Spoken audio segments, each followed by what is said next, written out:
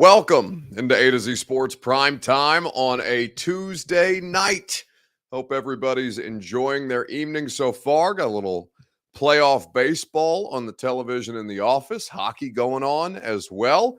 Exciting times, but when we get to this Saturday, there is going to be a fantastic rivalry between the Tennessee Volunteers and the Alabama Crimson Tide. Yes, it is going to be a spectacular meeting of two undefeated top 10 teams in Knoxville this weekend. And it's been quite some time since we've talked about college football this way. So tonight we're going to take a look at this actual rivalry. We will get into what we expect from Tennessee against Alabama, and then we'll wrap our primetime Tuesday night episode up with a gone viral video. Jake Barr says we want to talk about trade rumors. Let me tell you about the trade rumors. There are none. Done. Moving on. Let's talk about an actual football game that people give a shit about rather than you not getting DJ Moore from the Carolina Panthers. Cry me a river later. Trevor Thomas says, God, I hate Bama. Well, good, because that is the kind of energy we're going to need to talk about throughout the course of this show. Before we get started, need you guys to share this show on Facebook, YouTube, on Twitter, and on Twitch. If you're hanging out with us on Twitter, please retweet the show in the bottom right-hand corner of your screen. If you are on YouTube or on Twitch, subscribe to the channel, throw a like on the video, and we will appreciate your efforts that way. If you are on Facebook Live like Trevor Thomas or Jackie Hulbert, you can share now to public. That's in the bottom left-hand corner of your screen. That is how you get this thing done, and we can go ahead and talk about these things together and enjoy the conversation amongst one another. Jeff Rubel says, Buck, please don't clickbait like Charlie has with the Big Orange podcast. Well, I believe, producer Reed, if I'm not mistaken, we have a Big Orange podcast clip to play at this point that I think you are going to enjoy. Actually, rather not. I thought we had a Big Orange podcast clip. Either way, so no clickbait from us tonight. I'm not sure what Charlie and Reagan have been doing, but either way, it's always a good time. That being said, we'll go ahead and get this thing started. Welcome into A to Z Sports Prime Time on a Tuesday night from the Superbook Sports Studios. I'm your host, Buck Rising. I'm proud, as always, to be presented to you by our friends at the Ashton Real Estate Group of RE/MAX Advantage. GaryAshton.com is where you go to get the intel edge you need to succeed. Trust the best in the business at GaryAshton.com. Superbook Sports, where you go to wager on all the action this football season. Postseason baseball, hockey too. Every major sport is what you can wager on in the Superbook Sports app. Two Rivers Ford, where you go for the best car buying experience in the state of Tennessee, one of the state's largest selections of quality American-made Ford vehicles. Two Rivers Ford in Mount Juliet or online at tworiversford.com. And TrueMav Fitness, a new way to work out, a new way for you to start your fitness journey. Your first workout is free as a Middle Tennessee resident at TrueMavFitness.com. We got some Vols predictions flying in the chat. Vols by 50, says Jason Martin on YouTube. I think it's going to be a really, really interesting game. And so as we look at this matchup, right now Alabama is currently favored, when last I checked in the Superbook app, favored by 7.5. Last I checked the line. Now, I know that there's probably going to be some sharp money coming in on Tennessee as we get closer to this. But right now, the line, 7.5 in favor of Alabama on the road in Knoxville. And the over-under set at 65. The question becomes, does Bryce Young play against the Tennessee Volunteers after missing some time? And obviously, Bama's struggling with Jalen Milroe, the freshman quarterback, who was turning the ball over left and right against Texas A&M. In fact, really keeping Texas A&M in that game. Jalen Milroe's turnovers, and I thought a good effort by the A&M defense to kind of keep a handle on everything not named Jahmyr Gibbs. But as we look at this situation, I think we can go ahead and assume that that Bryce Young is going to play in this game, and obviously that's a big deal. The question for the Vols, the biggest injury question for the Vols, is what is the status of Cedric Tillman, their top wide receiver, but who they have really seemed to survive quite well without. So, looking at all these different things, the place that I want to start with is this, because it's been quite some time since this game has felt like an actual rivalry. In fact, Alabama may come in here, come in here hot and with the intention of trying to just beat the holy hell out of the Vols to make a point. They may well do that. Alabama is capable of turning it on at any given point, particularly if they have the reigning Heisman Trophy winner. But the question I want to ask you is this: what is the best college football rivalry? Because it hasn't been Alabama, Tennessee. It hasn't been Tennessee, Georgia. Tennessee's greatest rivalry, just by nature of the competitiveness of the games lately, has been Vanderbilt. And obviously, that's not the kind of matchup that Vols fans are looking or are trying to relish. They're trying to get a little more out of their rivalry games against Georgia, Florida, and Alabama in meaningful ways. So, what's the best rivalry in college football right now? We'll talk about it together. It's your Two Rivers Ford Take.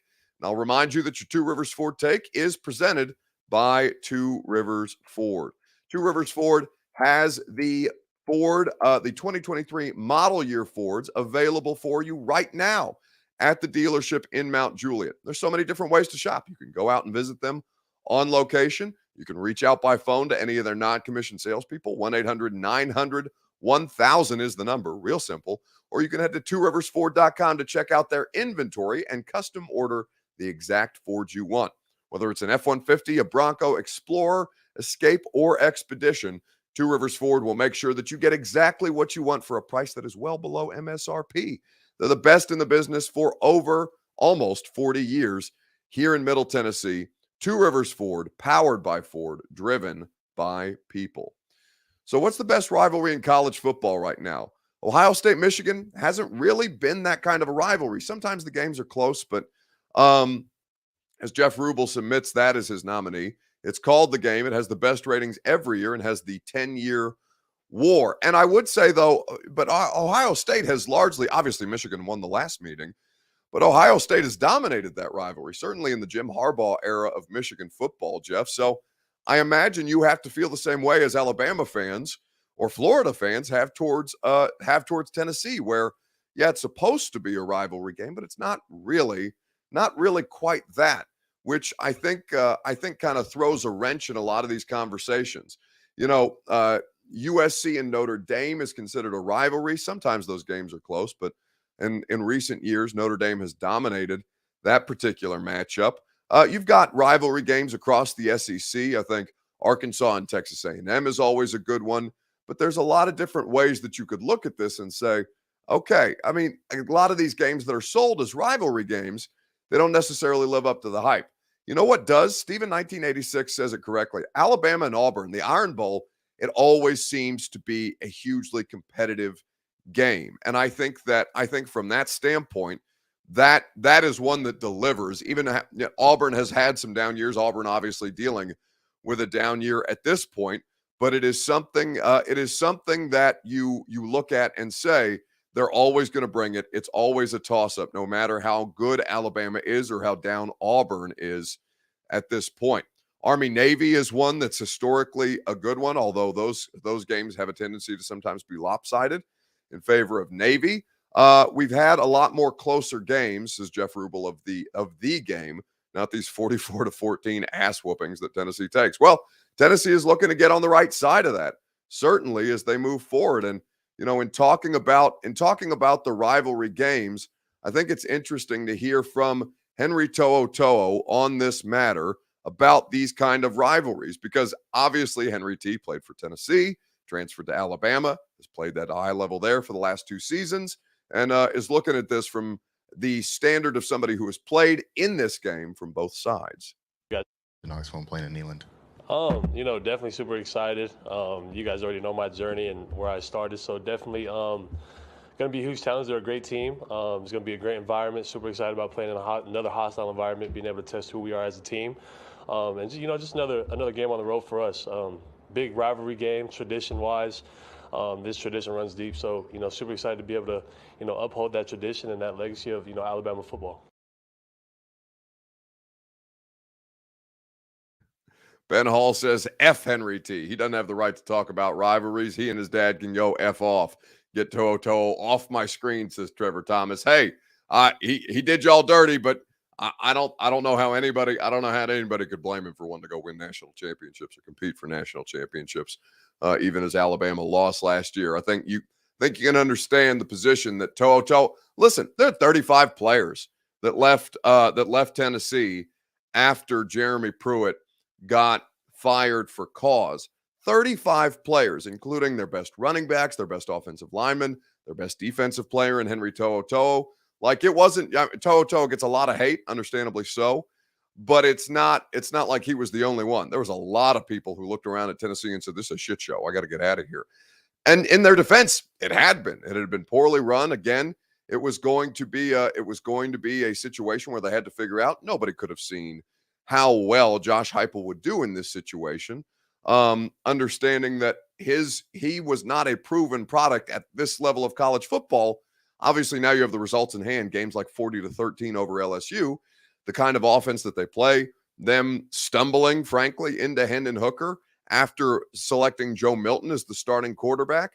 I think that there was a lot of uncertainty. And I think now that, people can pound their chest and say the Vols are back and actually mean it, I think it does change a lot of things for a lot of different people. So I don't blame Henry To'oTo'o one bit for the way that he made his decision, even if it took a little while and you felt like he might have a shot at going back.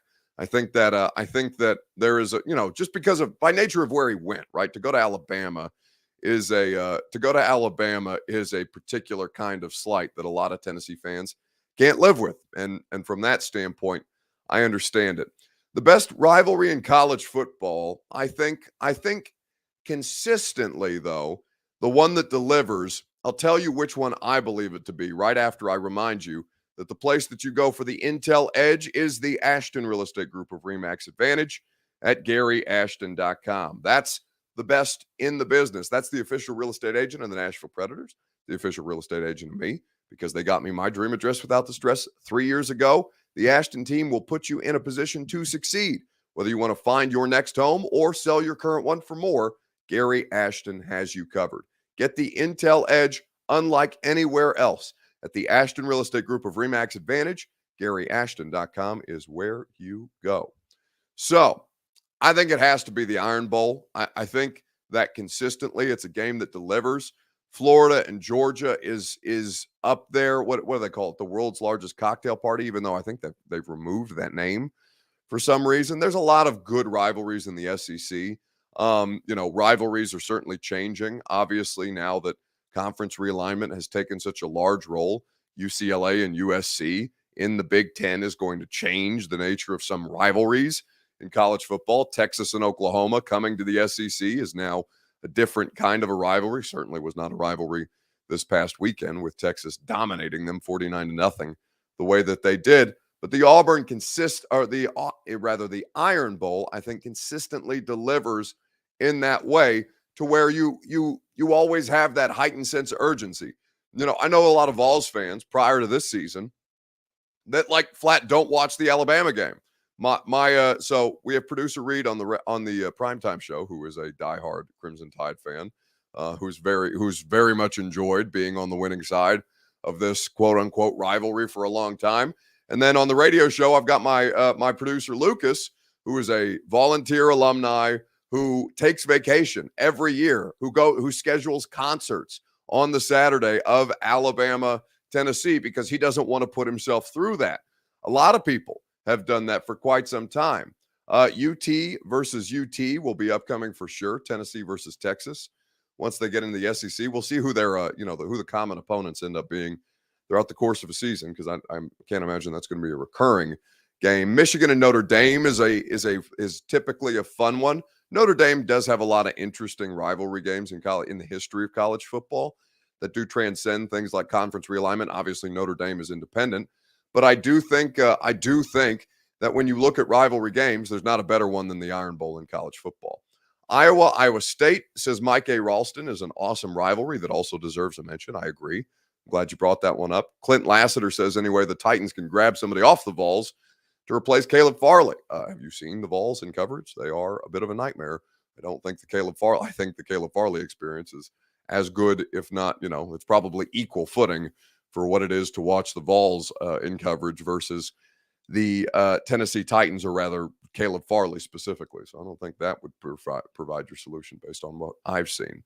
But as we look at this game, let's talk about the expectations for Tennessee against Alabama as 7.5-point home underdogs. What are you expecting from the Vols this weekend in Knoxville, hosting the number one team in the country? Let's talk about it together on Facebook, YouTube, Twitter, and Twitch.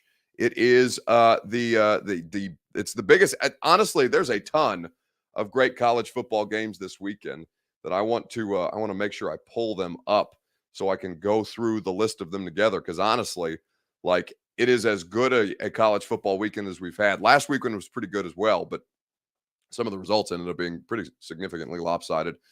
Top 10 matchup or top 25 matchups, just to take a look at these. Number 10 Penn State is at number 5 Michigan. Obviously, number 3 Alabama, at number 6 Tennessee. Number 8 Oklahoma State, at 13 TCU. NC State is the 15th best team in the country. Syracuse is still undefeated. They are 18th right now in the AP poll. Excuse me, I need to cough. Mississippi State, number 16, and number 22 Kentucky, USC, and Utah in a game of Pac-12 hopefuls. So with all of these different things, what is your expectation for Tennessee and Alabama this weekend? We will address that question right after I remind you that you can bet on this game and every other college football game, any professional football game, any baseball game, any hockey game in the Superbook Sports app. Superbook Sports is the best place you can go to take the fight to Vegas each and every week, every day, if you so choose. They have great odds boosts and betting promos available in the app for you to pick and choose from. They will match your first bet up to $1,000, whether the bet wins or loses. Superbook.com for terms and conditions. Gambling problem? Call the Tennessee Red Line, 1-800-889-9789. So, what is our expectation for Tennessee and Alabama? You know, there's a couple of different ways that you have to look at it, but I want you first to hear from Nick Saban, because obviously Nick Saban has been hugely respectful of this opponent. He's always, I think, respectful of his opponents, but this time Tennessee actually poses a threat. An outstanding team. They're undefeated. Josh has done a really, really good job there. Probably one of the most explosive offenses, if not the most explosive offense, in the country. They've got really good wide receivers. 4 guys have lots of production. They've got 2 really good running backs, lots of production. The quarterback, Hooker is, really done a nice job of executing their offense. He's one of the leading pass efficiency guys in the country, as well as has the ability to extend plays and make plays with his feet. He's a very good athlete all the way around, and has had an outstanding year. Their defense is, one of the top defensive teams, especially in terms of creating negative plays and making people difficult for them to score. 17 points a game is, really good and one of the tops in the SEC. And they're always really solid with their specialists and on special teams. So this is a really, really good team, a real challenge for us. And so he goes on at a little bit more length, but certainly the greatest advantage that the Vols have is, listen, Alabama has some of the best defensive backs in the country, but even the best defensive backs in professional football and college football, they can get beat by explosive plays. These guys are going to be out there on an island. We talk about this with Mike Felder of Stadium today. He's one of the smartest X's and O's guys in the business. And basically what Felder's analysis was, and you can hear the full interview in the podcast feed of the radio show. Just search the Buck Rising Show. Simple plug right there. And Felder said the way that they utilize speed in space puts such stress on defenders when you have corners and defensive backs on an island, the way that Alabama is going to play the vast majority of teams. Now, obviously, Nick Saban is not unwilling to adapt, and they will certainly make adjustments as necessary. But there is a consistent big play component to the Tennessee offense outside of their rushing attack, which, by the way, they were very, very good running the football. Hendon Hooker, mobile quarterbacks do typically pose issues for Alabama defenses, no matter how the evolution of Alabama defense has gone over the past couple of years.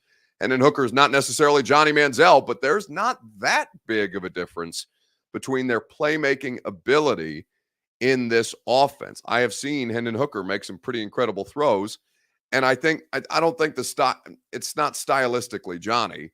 I'm not saying that at all. I'm just saying that the problems that Johnny Manziel, when they upset Alabama when he was the quarterback at Texas A&M, some of those similarities exist in how a quarterback in a system like this, where it is so spread out and creates those rushing lanes for the passer, it definitely poses the same kind of challenge, no matter who's the defense that they're going up against. Mark Jones says, remember when you said Hooker wasn't that good? Well, I don't think he's that good as a pro prospect. Don't be ridiculous. But there's a difference between being a good pro prospect and being a good college football quarterback. Hendon Hooker hasn't thrown an interception this year. Now, part of that is by design, I think, by nature of how spread out the offense is. He's not being put in a lot of high traffic situations and a lot of the decision making. He's not necessarily moving off of his first read. So, no, Hendon Hooker is not a good pro football quarterback prospect. But we're not talking pro football tonight. We're talking college. And within this scheme, the scheme helps maximize a player who I think, obviously, has done a great job within the scheme to be a good college football quarterback. Mark Jones says Heisman, and that's probably still going to C.J. Stroud first, Bryce Young second. But Hooker, I think you have to consider Hooker third on that list, to his credit. Absolutely. You can't ignore the production nor the numbers, but he is absolutely a player. He is absolutely a player who, by nature of what he is capable of doing, is inferior to the other two. And that's two guys among what? How many college football, like D1 college football programs are there? It's 140, 150, something to that effect. That may be a bit high, but still, it's 125 plus starting college quarterbacks, and there's two guys better than your guy. I don't think that's a big deal, right? I don't think that's a bad thing by any stretch of the imagination, because Derek R. correctly says 47 touchdowns, and he means 3 interceptions, because Hooker did have 3 interceptions last season since he took over. Don't be ridiculous, Buck. I'm not being ridiculous. I'm literally telling you that there are only two college football quarterbacks who have performed at a higher level than Hendon Hooker. Just because I'm not putting him at number one doesn't mean that he's not, that he's not really, really good in what he's been asked to do. I think it's nonsense that you guys would take that as some kind of slight. But listen, I understand you got a lot of pride. Your football team's back. You're feeling pretty hot because you embarrassed Brian Kelly. You should, by the way. I'm happy for you. But that doesn't mean that you can be that I'm gonna let you get away with being completely unrealistic about what the situation is. Let's not be crazy. Who has Ohio State beat? Oh, wait, I don't care who they've beaten. I'm watching C.J. Stroud as a pro prospect and looking at him as the probable number 1 overall pick, because he's got the size, prototypical size that Bryce Young does not. Bryce Young, I think, is like 5. Producer Reed can correct me if I'm wrong on this, but I think Bryce Young's like 5'11". He's pretty slight as well. He's like 175 pounds. This is not somebody who looks like the size of an NFL quarterback. But again, it's not about the NFL right now. It's about college football. So for all these different things, you have to continue to look at this realistically and say that, yeah, C.J. Stroud is clearly and obviously a better pro football quarterback prospect than Hendon Hooker is. But that doesn't mean we're talking about pro football tonight. Again, let go and let God. You're going to be okay. Looking at the situation for my expectations, I do think that Alabama brings them back down to earth a little bit. It's going to look a lot like I think that Bryce Young, this lat injury that he has. I don't know the severity at this point. I don't know the severity of the situation. I know there are several different grades of the kind of injury that he has. Bryce Young is listed as 6 foot 194. They're giving him at least an inch and a couple of pounds there. Reed, he is not 6 foot, nor is he 194 pounds. Hell out of here with that. But I appreciate them trying to lie blatantly to us. And listen, it's not like he can't play in the NFL, but still, that's for the purposes of NFL scouts are going to look at that guy and be like, oh, you're about 20 pounds shy of 194 at this point. So what's realistic for Tennessee? If they win, I think they are totally capable of beating either Alabama or Georgia. I think they are more likely to beat Georgia than they are to beat Alabama, just because I think Bama can take it to a different level at any given point, as they did in the fourth quarter against A&M. The way they started dialing up those blitzes and pressures against Haynes King, the A&M quarterback, as that situation got late, obviously as they needed to make sure that game was in hand. The Alabama defense was spectacular. And I think that team is capable of taking it to you in a way different than Georgia is right now on both sides of the ball, to be honest. I think the Vols, I think to make the Vols 7.5-point underdogs at home, I think that's flatly disrespectful. I think they have earned the benefit of the doubt because, frankly, I think on a more consistent basis, and Alabama does play a tougher schedule, but I think that Tennessee in their games has looked more consistent and stronger than Alabama has in their games. They were down against Texas A&M. Bryce Young obviously didn't play, but I also thought that Texas gave them a tougher game than they should have. And I think that there are moments when Bama has looked mortal in ways that we're not typically accustomed to seeing. So I will see. I'd be curious to see how it goes. I think it ends up being a competitive game. Ultimately, I think Alabama comes out victorious, but it doesn't mean that Tennessee can't give them an absolute scare in ways that Tennessee has not been able to do in a really, really long time. So I think this is the most fun college football season I can remember, because Georgia and Alabama have looked mortal, and Clemson has looked mortal, right? There's no world beater this year in college football. So teams like Tennessee and Texas A&M, unranked or the number 6 team in the country, they can give the big dogs a scare. And I really, really enjoy that element of it. It's certainly keeping me engaged in college football longer than I usually am. Brent Fisher says, all I can tell any and everyone is this: it's great to be a Tennessee Vol. It's time to get this rivalry turned back in favor of the Big Orange. It's going to be a spectacular environment in Neyland. I really did think about going, but it's the bye week, and I would like to take a little bit of time off. So as fun as that would be, I think it's better that I'm staying home, and I'm going to watch it from home in all likelihood. But my expectations is that 7.5 points in favor of Alabama is far too much, and I think Tennessee is really, really going to give them a fun product to compete against. All right, let's wrap this up with a gone viral video here on Facebook, YouTube, Twitter, and Twitch. The question is simple, and producer Reed came up with a good one.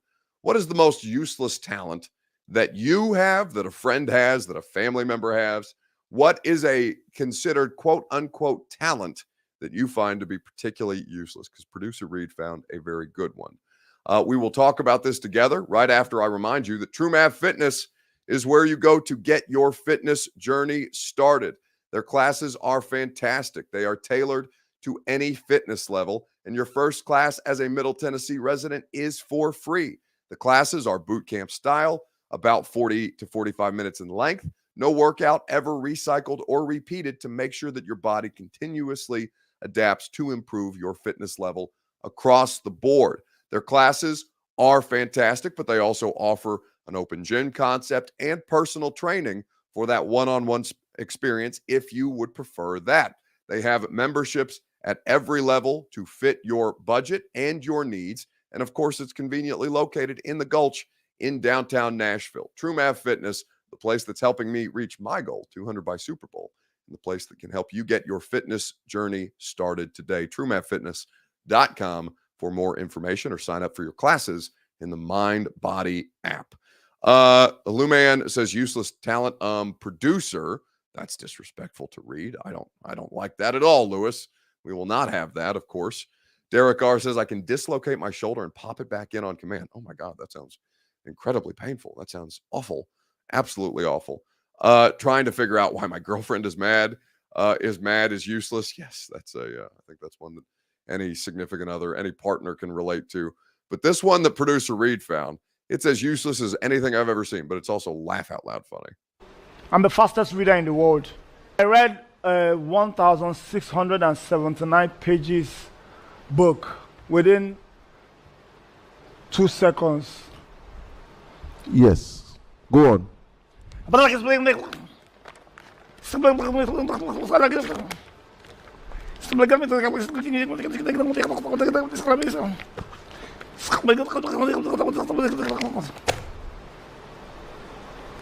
is it? What It just was happened? fast, so you didn't know. What just happened now? What did you learn from the book that you just read? Spread. You said what?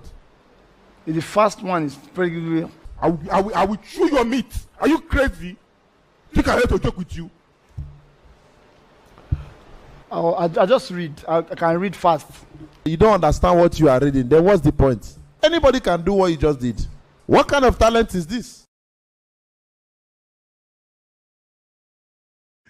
It's laugh out loud funny. He's a damn lie, says Eric Alonso. That's right. He's a fraud. He was found out, but he tried to get him back. He tried to get it by him. And it made me laugh out loud. What's the most useless talent? I'm trying to think of the most useless talent I have.